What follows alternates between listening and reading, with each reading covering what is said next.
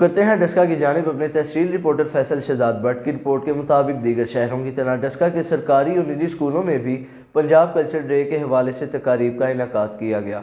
वज़ीर आला पंजाब सरदार उस्मान बुज़दार की हिदायत पर दीगर शहरों की तरह डस्का में भी पंजाब की सकाफत से आगाही के लिए पंजाब कल्चर डे मनाया जा रहा है। इसी हवाले से सरकारी और निजी स्कूलों में रंगारंग तकरीबात मुनक़िद हुई, जिसमें तलबा ने पंजाब के रवायती लिबास ज़ेबतन करके मुख्तलिफ तराने, मिली नगमे और खाके पेश किए, जिन्हें हाज़रीन ने खूब सराहा और तलबा को ज़बरदस्त परफॉर्मेंस पर दाद दी। इस हवाले से उस्ताज़ा और मुंतज़मीन का कहना था कि कल्चर डे मनाना हुकूमत पंजाब का निहायत अहसन इक़दाम है। पंजाब कल्चर डे मनाना माजी की खूबसूरत रवायात को जिंदा करना है। वतन अज़ीज़ की तमाम इकाइयों में अख़ुव्वत, मोहब्बत और प्यार को फ़रोग़ हासिल होगा।